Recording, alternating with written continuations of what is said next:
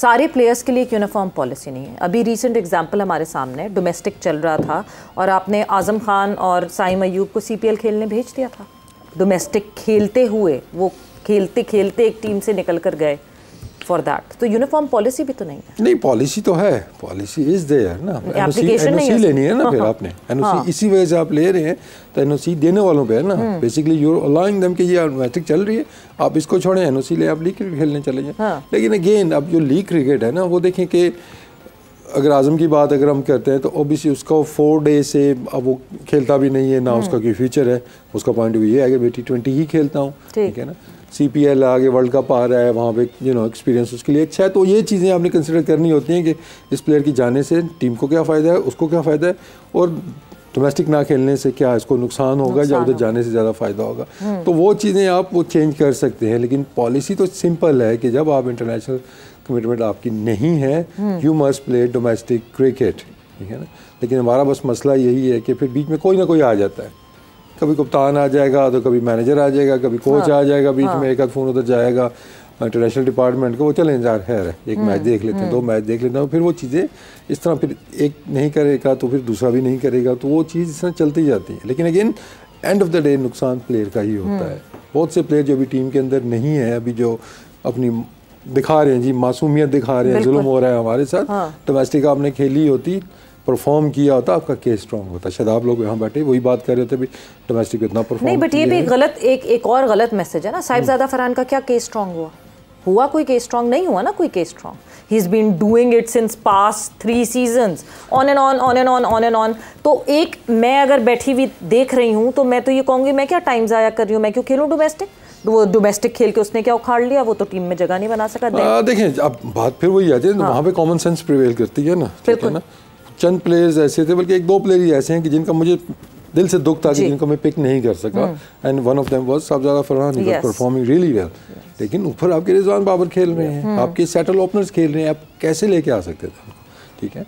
अब इसका ये मतलब नहीं कि मतलब वो जो आप बात कर रहे हैं बात करने की या प्रेशर में आपको उठा के ले गया, आपने 7.5वें नंबर पे खिला दिया, उसका भी नुकसान किया, उसका कैरियर ही खत्म कर दिया एक तरह से आपने। खिलाना ही था तो ओपन करवाते आप उसको, ठीक है ना। तो वो फिर आपने देखना ना, अवेलेबिलिटी ऑफ स्पेस जो टीम के अंदर ना, दैट्स वेरी इंपॉर्टेंट कि आपकी वो सेटल पोजीशन चल रही है। दूसरा फिर बात उधर आ जाती है कि जो रोटेशन की जो पॉलिसी थी, वहाँ पे अगर वो इम्प्लीमेंट होती कि लेट्स से कि अब हर साल साहिबजादा या कोई और लड़के ऐसे नहीं थे जो वही परफॉर्म कर रहे थे, उससे पहले जो लड़के सिलेक्ट हुए थे वो परफॉर्म करके आए थे, अभी उनको चांस नहीं मिला था, तो पीछे से एक लड़का तो और कैसे आ जाता। तो वो अगर उनको चांस मिला होता, शायद टेस्ट हो जाते कुछ लड़के, तो फिर शायद साहिबजादा का केस भी आ जाता कि ठीक है ये टेस्ट किया है, इसका कोई नज़र नहीं आ रहा या हमें चेंज करने की ज़रूरत है, हम एक और लड़का भेज देते। तो ये ओवरऑल देखते हैं पूरा एक सर्कल चलता है। तो इसके अंदर कुछ प्लेयर्स अनफॉर्चुनेटली मिस आउट होते हैं, कुछ को अपॉर्चुनिटीज़ नहीं मिलती हैं, लेकिन ओवरऑल देखते हैं तो हमें एक प्रॉपर एक सिस्टम बनाने की ज़रूरत है जी। कि एक बंदे के कहने से, 2 बंदों के कहने से नहीं चीज़ें चलनी चाहिए, सिस्टमेटिकली चीज़ें जब चलेंगी जो तभी होगा। 70-30 वाली इन्होंने बात की थी ना, यहाँ पे ये उसकी प्राइम एग्जांपल है कि अब जैसे हमारे बाबर रिजवान सेटल्ड ओपनर है, ठीक है, जो मेजर टूर्नामेंट्स हैं या मैचेस हैं, दे शुड प्ले। अब उसमें आपने देखना है साहिबजादा फरहान जैसे जो केसेस हैं, जो एज ए ओपनर पिछले 2-3 साल से परफॉर्मेंसेस दे रहे हैं, अब आपने उनको कैसे अकोमोडेट करना है। तो उसमें वो जो आगे 70-30 वाली बात हुई, जो आपको हल्की सीरीज़ मिली, या आप टीम के साथ रख सकते हैं बड़ी सीरीज़ में भी, जहां आप सीरीज़ जीत जाएं या सीरीज़ हार जाएं, तो वहां पे आप साहिबजादा हो गया या जिन लड़कों को आप परफॉर्मेंस बेस्ड लेके गए हैं, उनको उनके रिस्पेक्टिव नंबर पे उनको मौका दें। बाबर या रिजवान में से, लेट्स से बाबर कप्तान है तो रिजवान एक मैच बाहर बैठ जाए, कोई फ़र्क नहीं पड़ना इसे।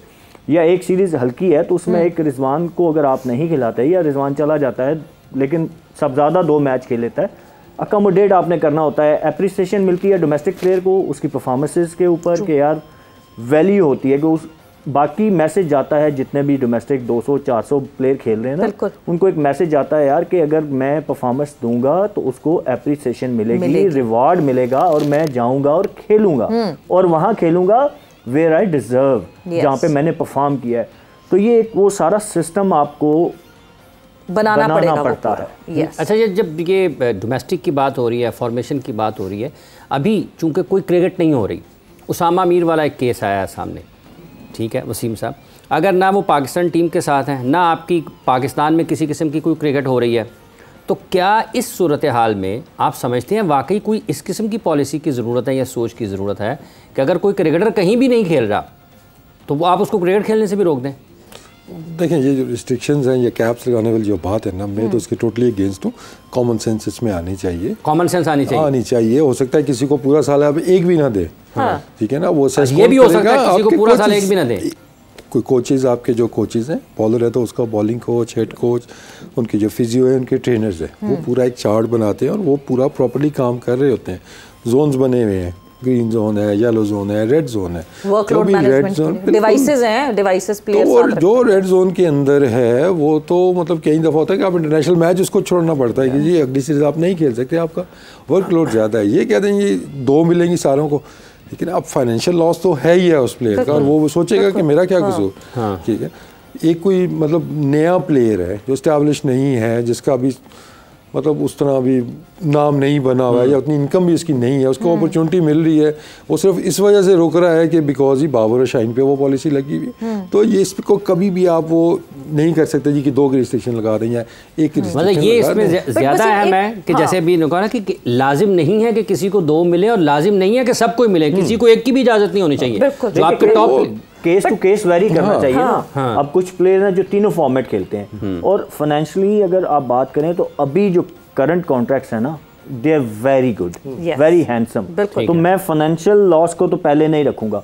हाँ, मेरी नज़र में ये नुकसान है कि एक प्लेयर क्रिकेट ही नहीं खेल रहा, घर बैठा हुआ है। ये नुकसान है उस प्लेयर के लिए भी, और ultimately end of the day Pakistan cricket का नुकसान है, क्योंकि आपका प्लेयर क्रिकेट खेलेगा, एक्सपीरियंस गेन करेगा, तो कल आपका ही फायदा होना है। तो इसमें ये पॉलिसी मुझे समझ नहीं आती कि आपने अब 40 प्लेयर्स को अगर कॉन्ट्रैक्ट दिया हुआ है तो आपके 15 से 20 प्लेयर जो होते हैं वो पूल का हिस्सा होते हैं, बाकी कभी कोई आ गया उसके अंदर तो आ गया, बाकी 20 प्लेयर जो आपके साथ हैं वो कहाँ जाएंगे अगर उनको क्रिकेट नहीं मिल रही, डोमेस्टिक क्रिकेट नहीं हो रही।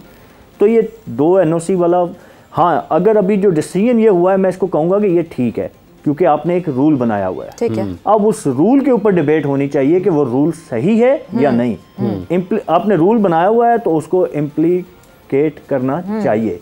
ये गलत डिसीजन नहीं है, मैं इसको बैक करूंगा, बट ये पॉलिसी जो है इसको दोबारा रिव्यू करना चाहिए और इसको ऐसा बनाना चाहिए कि केस टू केस वेरी करें, ताकि किसी पे अगर वर्कलोड है तो वो फिजियो या डॉक्टर डिसाइड करें कि ही नीड्स रेस्ट, और जो प्लेयर आपका वो अगले 2-4 महीने प्लान का हिस्सा नहीं है उनको मत रोकें, let them play cricket. But the sources from the PCB वो इस पॉइंट ऑफ व्यू पे ये कहती हैं कि अगर तो क्योंकि वीज़ा लगे हुए हैं, उसामा का भी वीज़ा लगा हुआ है, टोटल कोई 22 से 23 लड़के हैं जिनके टोटल वीज़े लगे थे वर्ल्ड कप के लिए।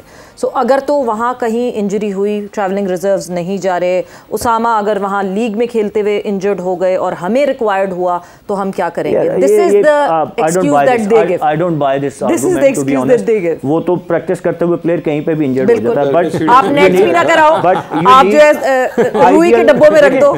आइडियल आपके लिए क्या है कि आपका प्लेयर मैच फिट हो, खेलता हुआ हो, God forbid you need him, चलो भाई, और करीब है कनाडा की बात बिल्कुल बराबर है, मैच खेलते हुए जाएगा ना, मैच प्रैक्टिस में जाएगा, बजाय नेट में आप जितनी मर्जी बॉलिंग करा लें। There is no comparison. जो मैच प्रैक्टिस होती है, जो मैच फिटनेस होती है, वो टोटली डिफरेंट होती है।